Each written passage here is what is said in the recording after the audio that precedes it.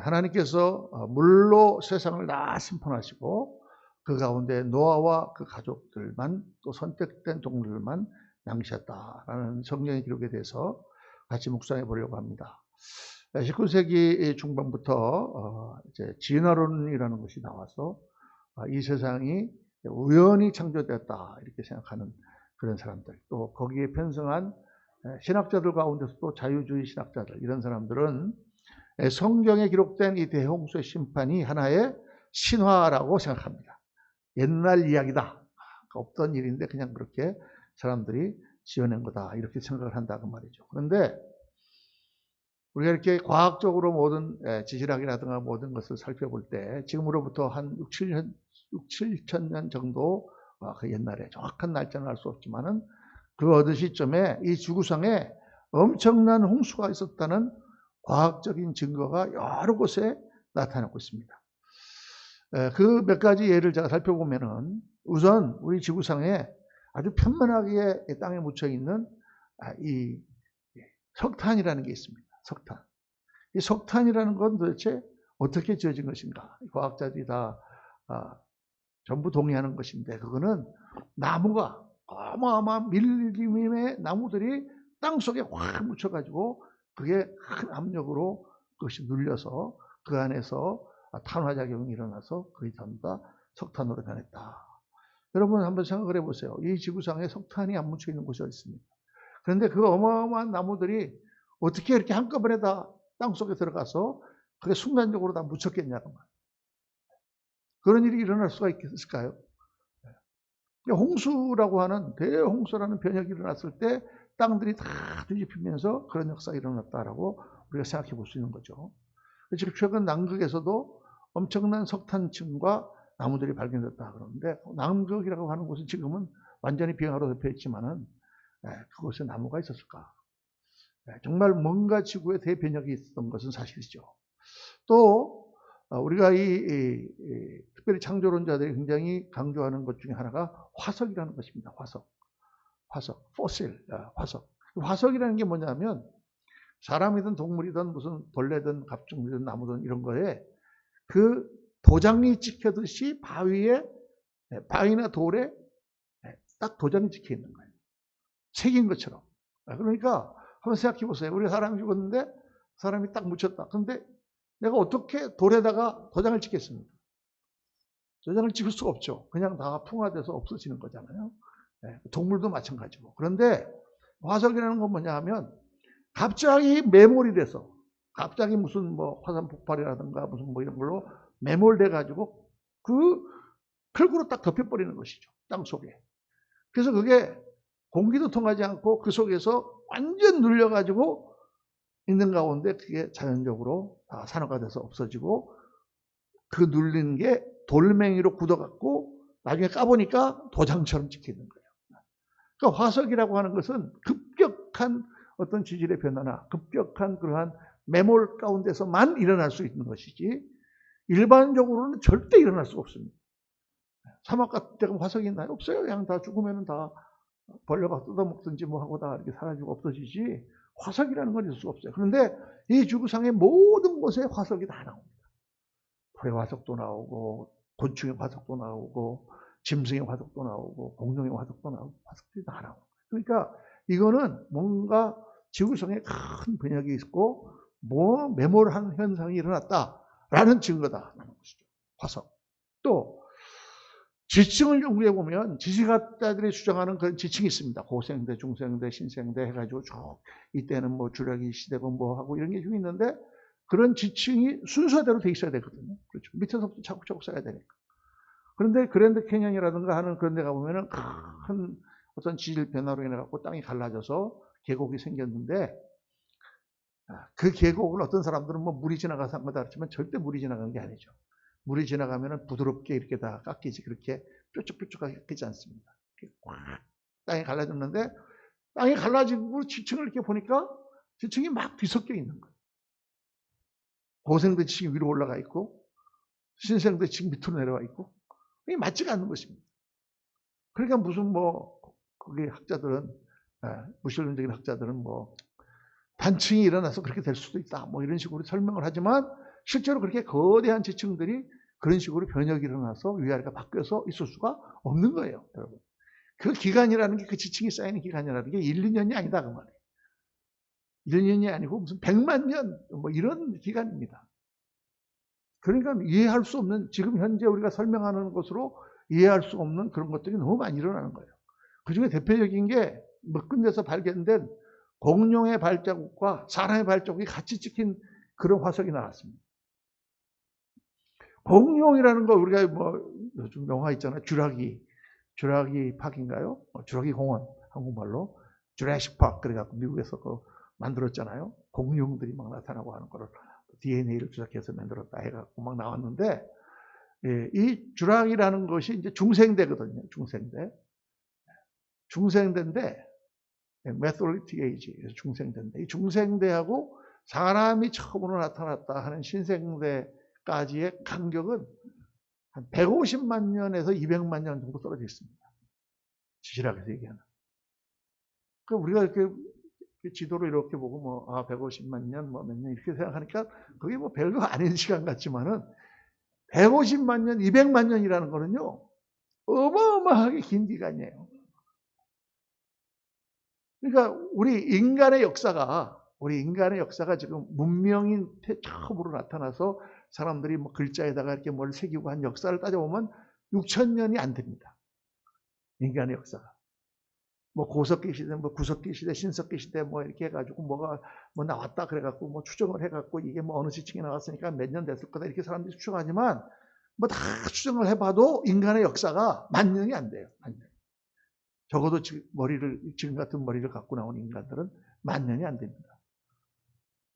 지금 우리 인생을 얘기하는 게 아니라 우리 인류의 역사를 얘기하는 거예요.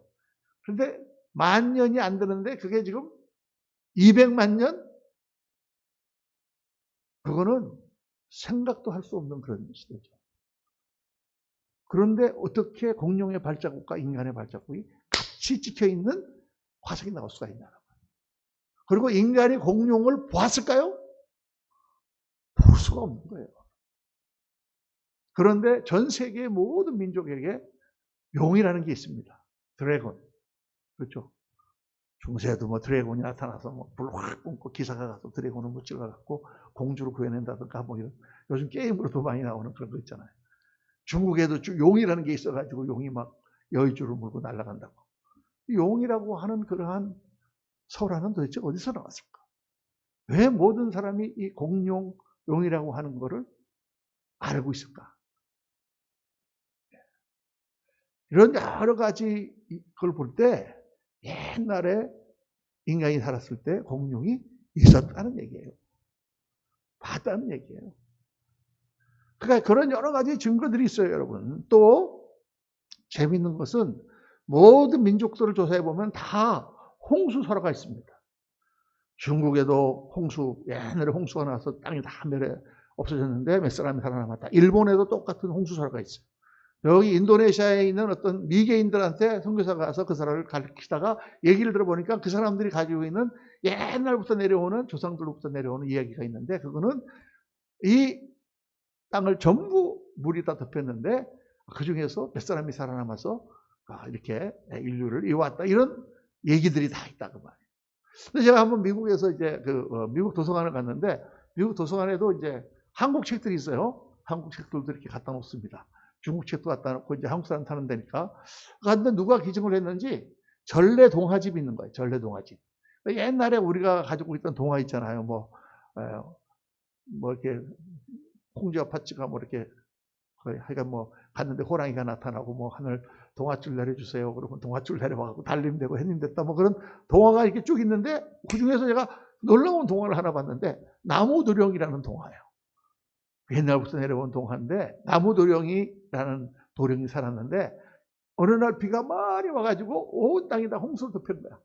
그래갖고 다 죽고 이 나무도령만 통나무 하나를 타고 이렇게 막 내려가는데, 갑자기 내려가는데 무슨 비둘기가 하나 와가지고 그 비둘기를 앉혀놓고, 또 개미가 이렇게 그 나무에 떠내려가는데 그 개미도 살려주고, 뭐 이렇게 갖고 3마리인가를 살려줘가지고 막 통나무를 타고 떠내려가다가 어떤 조그만 섬 하나를 만났는데, 거기에 가니까 다 사람은 없고 오직 할머니 하나하고 딸 하나가 살더라. 그래가지고 이제 거기 가서 이렇게 같이 일을 해주고 하다 보니까 그 딸을 좋아하게 돼서 결혼하려고 그랬더니 그 할머니가 너 오늘 이 문제를 풀지 못하면 내 딸과 결혼하지 못한다. 그러고 쌀하고 뭐 모래를 섞어가지고 뭐 한 가마니를 갖다 놓고 이걸 다 오늘 전부 다 분리해놔라. 그래 고민하고 있는데 개비가 와가지고 뭐 다 도와주고 뭐 이래가지고 하여간 결혼하게 됐다. 그래서 온 세계 인류가 퍼졌다.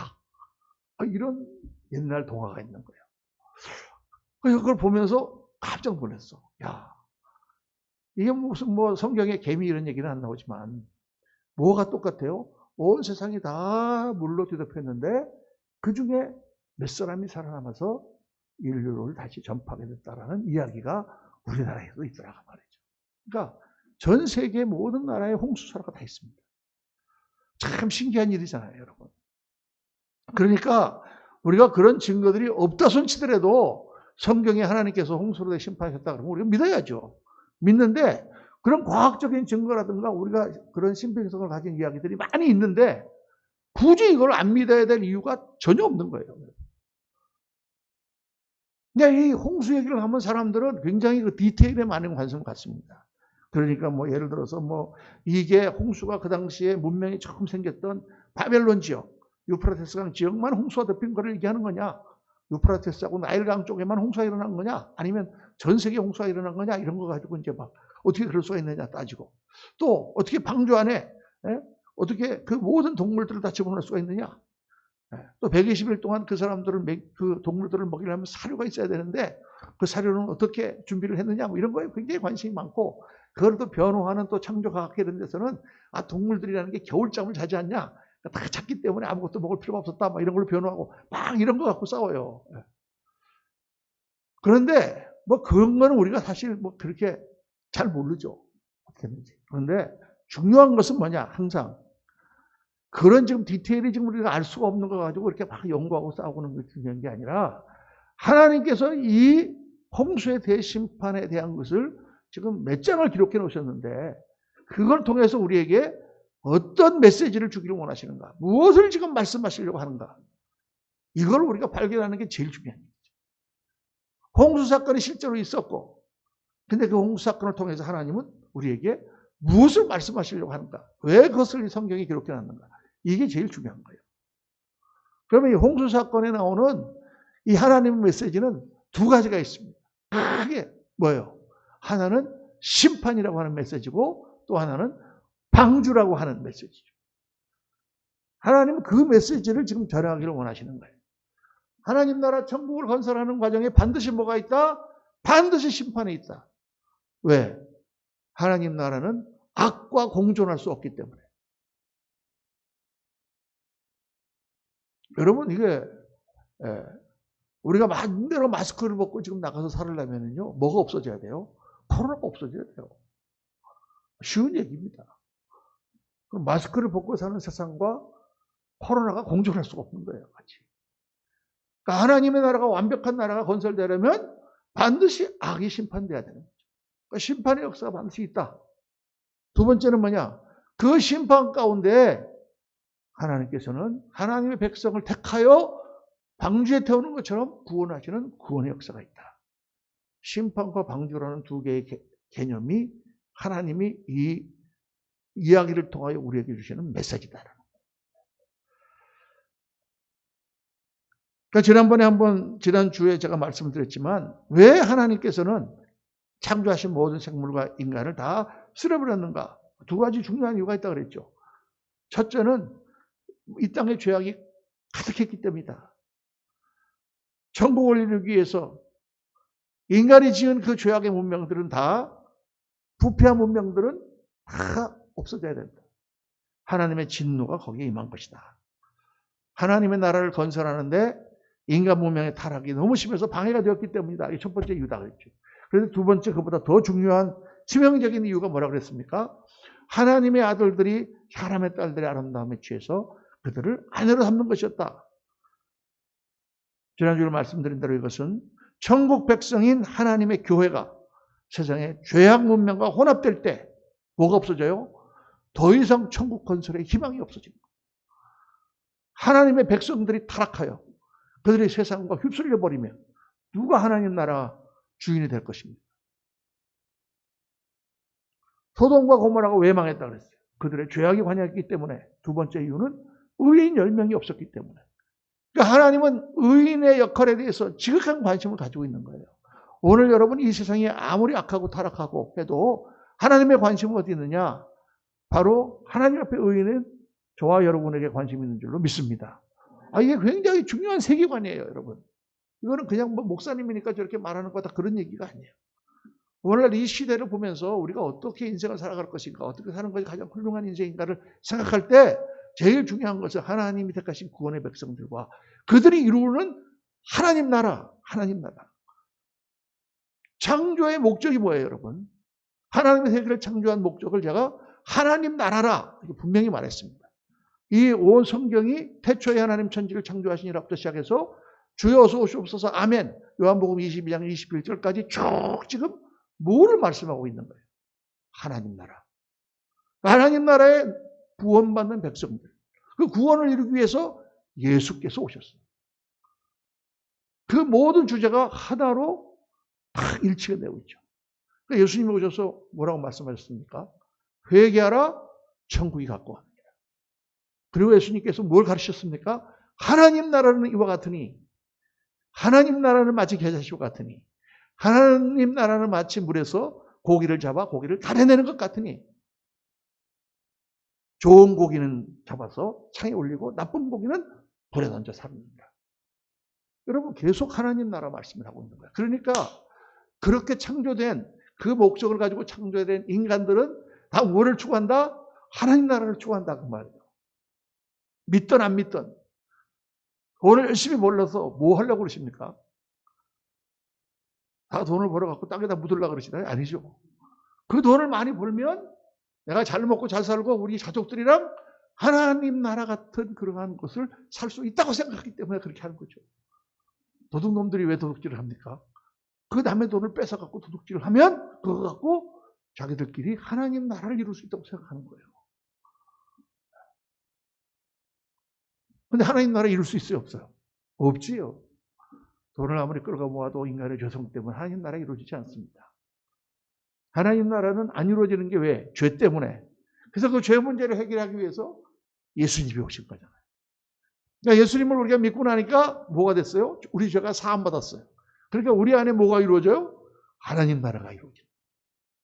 예수님을 믿고 성령을 딱 받고 나니까 정말 너무 어렵고 힘든 상황인데 하나님 주신 평강이 쫙 밀려오고 감사와 찬송의 눈물이 흐르고 이 세상에 부족한 게 없어. 주 예수보다 더 귀한 것은 없네. 할렐루야. 여러분 다 그런 체험 갖고 계십니까? 아멘. 그때 왜 그렇게 기뻤을까? 그때 상황은 너무 어렵고 몸에는 병이 걸리고 막 그랬는데 예수님을 믿고 성령이 내 안에 들어오면 순간적이나마 하나님 나라가 이루어져요. 할렐루야. 그 하나님 나라를 계속 유지하는 게 뭐예요? 성령 충만. 그러니까 성령에 충만하면 뭐가 뭐 안 돼도 할렐루야, 할렐루야. 저 사람 왜 이렇게 뭐 좋다 그래? 정신 나갔나? 하나님 나라가 내 안에 이루어졌기 때문에. 돈이 많아서 기쁜 것이 아니고 일이 잘 돼서 기쁜 것이 아니고 고난과 어려움 가운데서 하나님 주신 기쁨이 오는 것은 성령이 충만하여 하나님 나라가 이루어졌기 때문이에요. 여러분 세상이 여러 가지 우리를 유혹하고 우리의 옛사람들이 자꾸 일어나고 그래서 우리가 하나님 나라가 자꾸 깨지고 있는 거예요. 예수 믿는 사람들이 뭐를 회복해야 됩니까?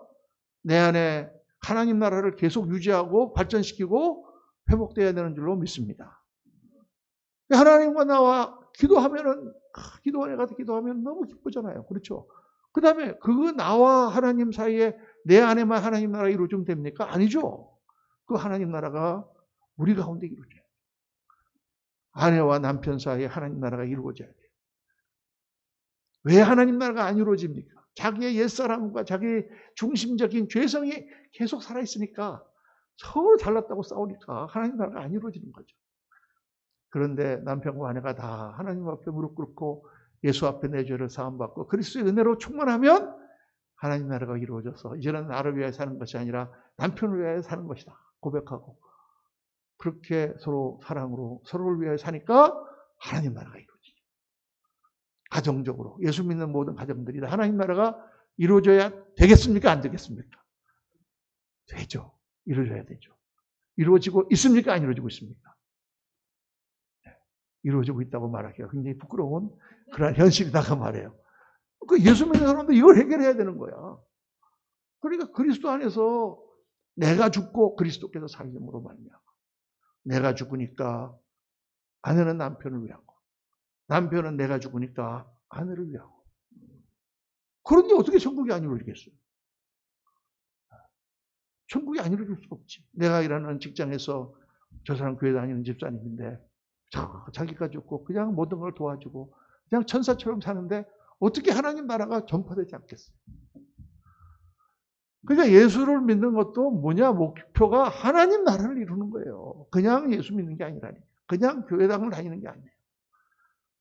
예수님을 믿고 내 안에 하나님 나라가 늘 이루어져야 돼요. 어떤 때는 목사님 너무 힘들어요. 지치고 피곤해요. 그때 어떻게 합니까? 하나님 앞에 나서 기도하고 맡기고 모든 걸 주님 앞에 맡기니까 스트레스가 사라지죠. 왜? 다 하나님께 맡기고 나니까 주님께서 하시겠구나. 그게 이제 신앙생활이죠. 그게 신앙생활. 그게 승리해야 되는 것입니다. 그러니까 하나님 나라를 건설하는데 제일 중요한 사람들이 누구냐? 하나님 백성들이다. 근데 이 하나님 백성들이 죄악 가운데 빠질 때 하나님은 어떻게 해요? 다 하나님 백성으로 지으셨지만 그들이 죄악 가운데 빠질 때 그들을 멸하지 않을 수가 없는 거예요. 멸하지 않아요. 그럼 그 멸하시는 하나님은 기분이 좋으실까? 절대 좋지 않죠. 하나님이 고통을 받으실까요? 안 받으실까요? 사람들은 이렇게 생각합니다.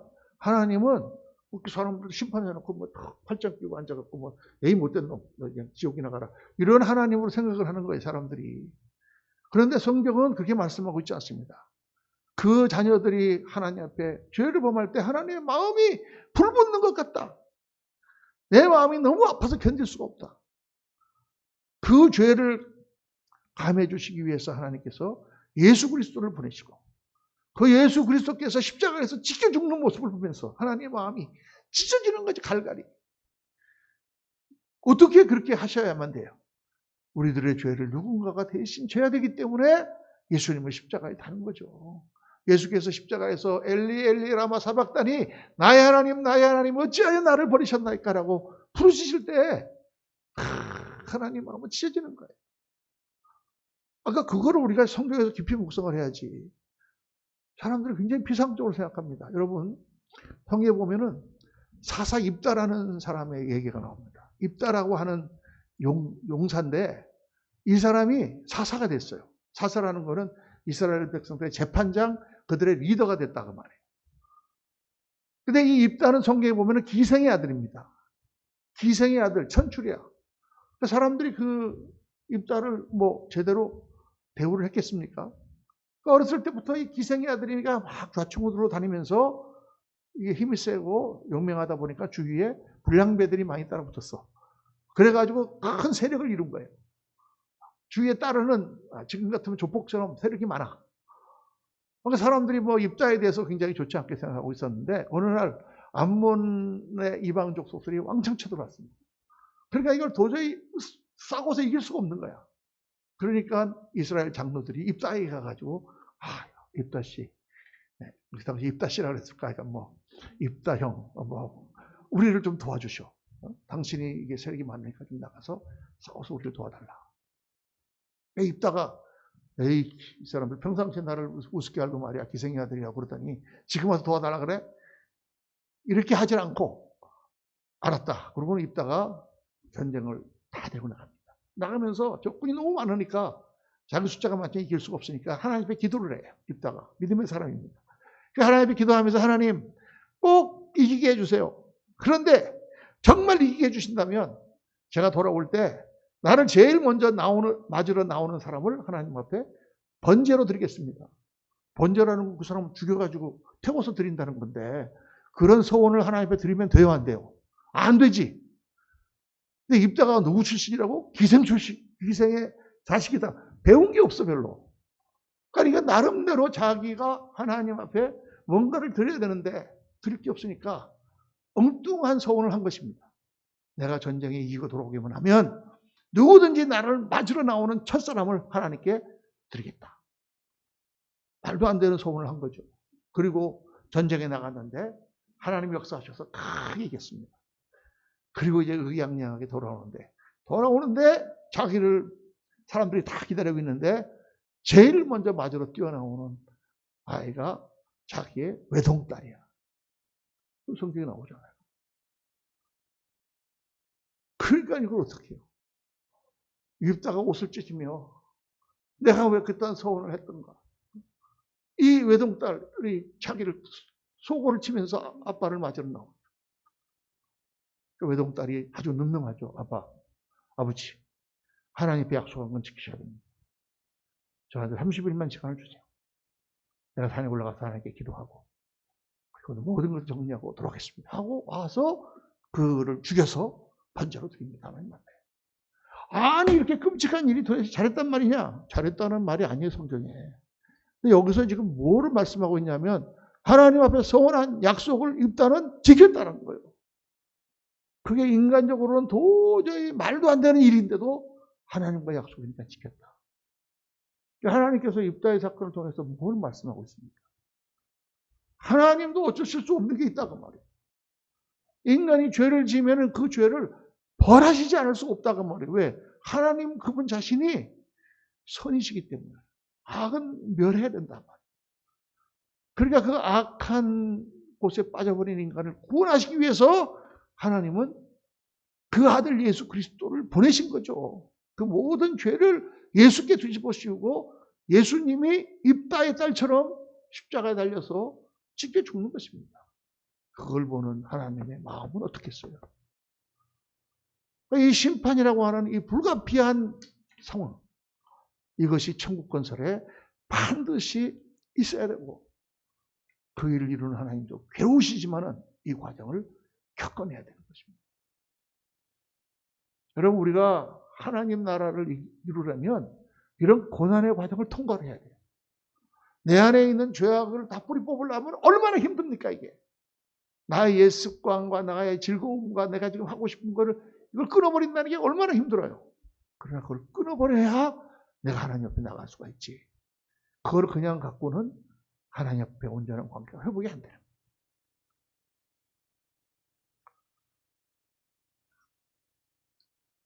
자, 우리가 이 말씀을 보면서 또 놀라운 사실 하나를 발견하는데 이 방주는 엄청난 크기였어요. 135m 정도 길이에 22.5m 폭에 13.5m 약 7층 높이의 큰 배였지만 상상도 못할 크기의 배였지만 아무리 배가 크다고 이 세상에 있는 모든 동물들을 다 실을 수는 없는 것이죠.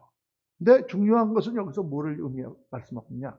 선택된 사람들과 선택된 동물만 실렸다는 거죠. 이게 하나님 말씀하시는 포인트예요. 마지막 때에 하나님께서 구원하시는 사람들은 선택된 사람들만 구원받는다. 아무나 다 구원받는 게 아니고 하나님은 모든 사람이 다 구원에 이르기를 원하신다고 디모데후서 말씀하고 있습니다. 오늘날도 애타게 하나님의 신병을 가지고 우리가 복음을 전합니다. 예수를 믿으라고. 나가서 사람들에게 전도지를 돌려주면 다 쓰레기통에 다 집어넣습니다. 하나님을 믿으라는 말은 귀등으로 흘려듣고 쳐다보지도 않습니다. 그러나 반드시 심판이 있다고 말해요. 그러니까 그 심판을 면하고 하나님 앞에 구원받고 천국으로 들어가는 사람들은 하나님의 택함받은 백성들이에요. 오늘 보면 이 방주가요.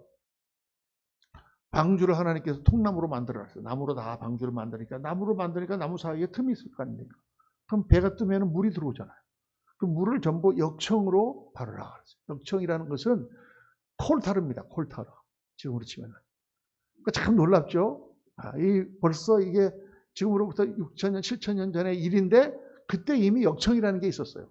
성경에 보면 그 전부터 사람들이 벽돌을 찍어가지고 그 벽돌을 역청으로 다 이렇게 시멘트를 붙여서 높은 탑을 쌓았다라고 말씀하고 있잖아요.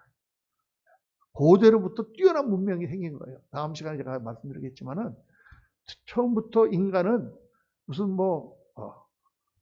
훅 불면서 이렇게 사는 게 아니라 처음부터 아주 고도의 문명을 가진 그런 인간이 이 지구상에 출현한 거예요. 놀라운 일이죠, 여러분. 그런데 이 역청이라는 말이 물로부터 방주를 보호하는 콜타르. 이게 카파르라고 하는 원어입니다. 그런데 예수님의 피, 속죄가 뭐냐? 코페르예요, 코페르. 코페르와 카파르는 히브리어는 자음만으로 되어 있기 때문에 자음 똑같습니다. 사람들이 발음만 다르게 하는 것이죠. 그러니까 방주에 물이 들어오지 못하도록 하나님께서 역청을 발라놓은 것처럼 오늘 우리가 비록 부족하고 비록 하나님 앞에 죄를 지지만은 우리를 심판으로부터 보호하기 위하여 뭐가 칠해져 있어요? 예수 그리스도의 피가 칠해져 있는 거예요.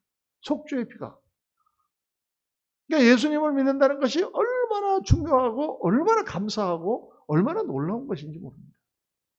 아무리 세상에서는 죄를 많이 짓고 아무리 세상에서는 악한 짓을 하고 엉망진창으로 살다가도 예수님만 믿으면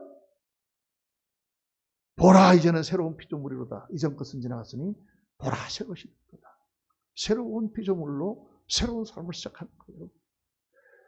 참 제가 이게 예수를 믿고 지금 이제 이렇게 오래됐습니다만 저도 뭐 예수 믿기 전에는 방황도 많이 하고 이게 도대체 하나님이 있냐 없냐 이런 것도 시작해서 성경 말씀이 도대체 이게 황당한 이야기만 말씀하는 것 같고 이런 과정을 겪었지 않습니까? 근데 겪고 나서 예수님을 딱 믿고 나니까 야 정말 이 예수를 믿는다는 것은 인간이 고안해낼 수 없는 거예요. 이거는요. 한번 생각해 보세요. 죄 짓고 사람을 살인하고 나쁜 짓을 다 한 사람, 그 악한 사람이 예수님을 믿으면 바로 예수의 피로 칠해져서 구원을 받아. 하나님의 선택된 백성이 돼. 그런데 평생을 착하게 살려고 산속에 들어가 수도하고 그런 사람이 예수님을 안 믿는 사람은 자기 죄 가운데 빠져 죽어. 말이 안 되잖아요, 이거는. 공평하지가 않잖아. 그렇습니다, 여러분. 공평하지가 않아. 그런데 뭐가 중요하냐? 이 홍수에서 살아남을 수 있는 곳은 방주밖에 없다고 말이에요. 방주밖에. 방주 외에는 구원이 없는 거예요. 예수의 피로 칠해진 방주 안에 들어가야만 구원이 있는 거예요. 마찬가지로 사람이 자기의 의로는 하나님의 영광에 도달할 수가 없고 우리가 아무리 착하게 산다고 해도 우리의 죄성을 없앨 수가 없고 그리스도의 피로 우리가 속죄함을 받고 우리가 의인이 되어야만 하나님 앞에 나갈 수 있게 된다. 이게 성경이 처음부터까지 계속 강조하는 거예요. 그게 불공평해. 근데 여러분 예수님을 믿고 오늘 우리가 하나님 안에 있다는 게 얼마나 중요한 것인가를 깨달아야 됩니다. 자, 오늘 굉장히 또 중요한 내용을 하나를 더 묵상해야 돼요. 그거 뭐냐? 방주 설계는 하나님이 하셨습니다. 근데 방주를 짓는 건 누가 지었어요? 노아가 지었습니다. 하나님이 설계하시고 하나님이 계획하신 것을 뜻을 이루는 것은 누가 해야 되느냐? 사람이 하도록 하나님이 이렇게 만드셨다고 말해요. 이게 굉장히 중요해요. 뭐냐? 우리의 신앙생활 가운데 이게 항상 이게 문제가 되는 거예요.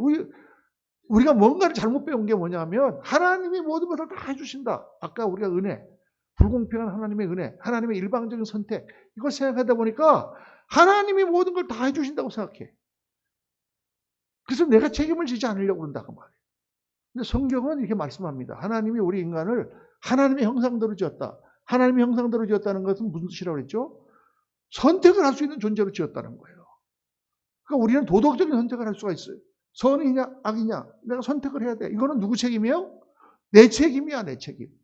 다른 사람 책임이 아니고. 그 책임을 하라고 말씀하시고 하라고 성령으로 영향을 주시고 하라고 주위 있는 사람들을 권고하셔서 그렇게 삶을 살아라 이거예요. 그건 누가 살아야 되느냐? 내가 살아야 된다고. 하나님이 살아주십니까? 안 살아주세요. 하나님이 방주는 설계했지만 제작은 누가 해야 돼요? 노아가 해야 돼요. 몇 년이 걸렸는지 몰라. 아마 120년이 걸린 것 같아요. 노아가 해야 되는 거예요. 하나님이 교회를 다 지으시고 다 계획하시고 예수님이 십자가를 지시고 다 이루시고 우리를 구원하시고 교회의 기초가 되셨어요. 그런데 교회를 세우는 건 누가 세워야 돼요? 우리가 해야 돼요. 예수님이 안 해주셔. 예수님이 좀 다 다니면서 안수도 하시고 막 예수 다 믿게 하시고 그래갖고 교회 세워놓으시고 다 장로 집사 다 세워놓으시지. 그렇게 안 했어요. 우리가 하도록 하셨어요. 그러니까 이게 중요한 거예요. 아주 굉장히 중요한 겁니다. 이게 사도 바울이 고린도전서에 보면은 이렇게 말씀합니다. 내가 복음을 전할지라도 자랑할 것이 없다. 그거는 내가 부득불을 할 일이기 때문이다. 부득불 그 말은 어쩔 수 없이 해야 되는 일이다 그 말이에요. 그러니까 하나님의 교회를 세우고 복음을 전하는 것은 어쩔 수 없이 해야 되는 일이에요. 이거는 우리가 가진 책임이다 그 말이에요. 우리의 사명이에요. 그렇게 하나님께서 처음부터 만드셨어요. 그러니까 교회를 세우는 게 쉽습니까? 안 쉽습니까? 어렵지. 가정을 세우는 게 쉽습니까? 안 쉽습니까? 어렵지. 그러니까 이거를 뭐라 그랬느냐? 사도 바울이 고난이라고 그랬어. 고난. 이제 내가 너희를 위하여 받는 괴로움을 기뻐하고 그리스도의 남은 고난을 그의 몸된 교회를 위하여 내 육체에 채우노라. 예수님이 고난을 남겨주셨어. 다 이루셨는데, 예수님이 우리 죄를 다 담당하셨는데 무슨 고난이 필요해? 예수님 믿기만 하면 되는데. 아멘? 그런데 고난을 남겨주셨단 말이에요. 무슨 고난이냐? 교회를 세우는 고난을 남겨주셨다. 교회를 세운다는 말은 하나님 나라를 세운다는 뜻입니다. 여러분, 우리도 교회 세우기 어렵죠? 하나님의 교회 세우기 어렵습니다. 교회 세우는 고난이죠. 그런데 그거를 예수님이 남겨주신 거예요, 우리에게. 하나님의 일 어렵습니다. 가정을 세우는데 어렵습니다. 그런데 이게 뭐다? 우리에게 주어진 책임이다. 일부 예배 때 이 말을 굉장히 강조했습니다. 인생은요, 책임을 지고 사는 거예요. 어렵고 힘듭니까? 어렵고 힘든 가운데 하나님께서 나에게 주신 책임, 나에게 주신 사명을 감당해 나가는 거예요. 그래서 믿음으로 성공하고 믿음으로 일어서는 거예요. 많은 사람들이 자꾸 다른 탓을 하는 거예요. 요즘에. 무슨 흙수저, 금수저 막 그딴 얘기를 합니다. 누구는 태어날 때 부자로 태어나갖고 잘 먹고 잘 살고 누구는 그냥 저가 나이가 들어서 그런 게 아니라 우리 때는 그런 이야기조차 없었습니다. 왜? 금이라는 게 원래 없었거든. 금수저가 없어요. 아무도. 다 우리는 흙수저야. 다 태어날 때 우리는 정말 지지리도 못 사는 나라를 물려받았고 정말 형편없는 부모들을 물려받았어요. 맨날 술 자시고 들어가서 애들이나 때리고 맨날 그러는 걸 우리는 물려받았어. 그래도 아무도 가가지고 우리 아버지가 그런 사람 없었어요. 그냥 다 그런 거지.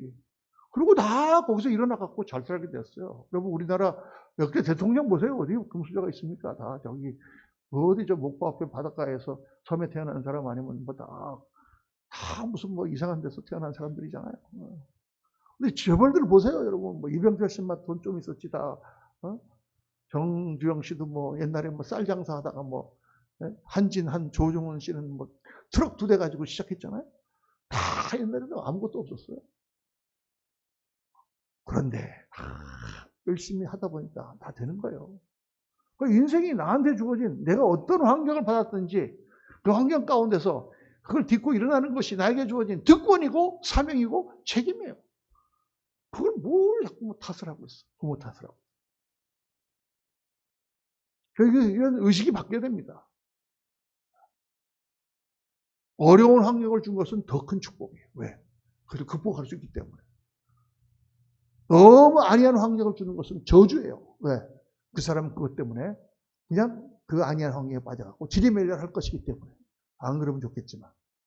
대부분 그렇게 되는 거예요. 그러니까 우리가 갖고 있는 세계관, 우리가 갖고 있는 인생관, 우리의 생각들을 다 바꿔야 돼요. 하나님이 주신 것은 우리를 이렇게 생명을 주시고 예수 믿게 하시고 은혜를 베풀어 주시고 그 가운데 나에게 뭘 주셨다? 사명을 주셨다. 예수 믿고 아름다운 사람, 하나님의 사람, 아름다운 가정, 아름다운 교회, 하나님의 복음을 전파하는 사명, 교회를 세우는 사명을 우리에게 주셨다. 할렐루야. 그 사명을 잘 감당하는 것입니다. 방주를 하나님이 살게 하셨지만 제작하신 것은 노아가. 그 가운데 고난이 있고 어려움이 있지만 하나님이 그것을 모르고 계시나요? 알고 계셔요. 오늘 말씀 보면은 나중에 8장에 그렇게 나옵니다. 하나님이 노아와 그와 함께 방주에 있는 들짐승과 가축을 기억하사 하나님이 바람을 보내셔서 물을 이제 다 얻었다. 방주 안이 여러분 얼마나 답답했겠습니까? 150일 동안. 그 안에서 그냥 그 짐승들과 답답했는데 하나님이 알고 계셨다. 기억하고 계신다. 예수 믿고 사는 게 쉽습니까? 하나님의 일을 하는 게 쉽습니까? 가정을 잘 세우는 게 쉽습니까? 어려운 모든 환경 가운데 정말 가정을 일으키고 살아가는 것이 어렵지만 하나님이 보고 계시고 기억하고 계세요. 때가 되면 그 모든 것들을 걷고 하나님 주시는 바람이 불어오고 새로운 차원의 세계가 열리는 것입니다. 어려움과 고통의 과정을 겪고 나면 그때부터는 평탄한 길이 열리는 거예요. 목회를 하면서 얼마나 많은 어려움과 고난을 겪었지만 그 모든 것들이 지금 돌이켜보면 다 약이 되고 나를 훈련시키는 그런 도구가 되고 그 나를 변화시키는 하나님의 채찍이 되고 그러면서 조금씩 변화되어 와서 오늘도 하나님 앞에 쓰임받을 수 있는 종으로 설 수 있다는 것 자체가 얼마나 감사한지. 여러분, 고난과 어려움과 고통을 절대 낭망되는 눈으로 보면 안 됩니다. 이건 하나님께서 기억하고 계시고 이 모든 것들을 이기고 사명을 감당할 때 때가 되면 하나님이 바람을 땅에 불게 하시고 그리고 땅이 마르고 새로운 세계가 펼쳐지는 것입니다. 사랑하는 성도님들, 예수 믿는 일을 소홀히 하지 마세요. 오늘 우리가 예수를 믿는 게 그냥 우리가 사는 삶 중에 한 조각으로 우리가 그냥 장식으로 달고 다니는 게 아닙니다. 예수를 믿는 것은 우리 인생의 중심이고 하나님 역사의 중심이고 하나님 천국을 이루는 중심이고 여기서부터 모든 것들이 다 펼쳐지는 것입니다. 예수님이 중심에 오면 예수님께서 우리 가정을 회복시키시고 우리 인간을 회복시키시고 사업을 회복시키시고 직장의 모든 일들을 회복시키시고 인생을 회복시키시고 하나님의 열매를 맺으시며 놀라운 역사를 나타납니다. 오늘날 이 시대에 얼마나 하나님을 우습게 사람들이 합니까? 그러나 여러분 기억하십시오. 하나님은 반드시 세상을 심판하십니다. 그 심판 가운데 하나님의 백성들을 건져내십니다. 그 가운데 들어간 여러분과 내가 얼마나 감사한가 생각하면서 오늘 우리가 마지막 때 구원의 방주 역할을 감당하고 우리 가운데 하나님 나라가 온전히 세워져서 하나님이여 이 향기가 퍼져서 사람들이 그 향기를 맡고 구원의 방주로 몰려오게 하옵소서. 저와 여러분의 기도가 되시기를 예수님 이름으로 축원합니다. 기도하겠습니다. 할렐루야. 감사하신 아버지 하나님 은혜를 감사하고 찬송을 드립니다. 오늘 저희들 말씀을 묵상하며 하나님의 심판, 대홍수 심판 그 가운데 방주를 마련하셔서 그 방주를 통하여 그 백성들을 구원하시는 손길을 보았습니다. 아버지 하나님 오늘 인생에 얼마나 중요한 메시지를 하나님 주고 계십니까? 아버지 하나님 저희들 정말 하나님 나라를 누리기 위하여 선택받고 그 가운데 오늘 우리의 삶 가운데 천국의 역사를 이루어가는 이 일이 얼마나 중요한 일이며 그 가운데 오직 예수 그리스도를 의지하고 주님을 나의 삶의 중심에 세워야만 된다는 사실을 다시 한번 꼭 기억하게 하시고 정말 하나님이 기뻐하시는 아름다운 인생, 아름다운 가정, 아름다운 교회, 아름다운 역사들을 이루어가는 저희들 다 되도록 복을 내려 주옵소서. 우리 구주 예수 그리스도의 이름으로 축복하며 기도하옵나이다. 아멘.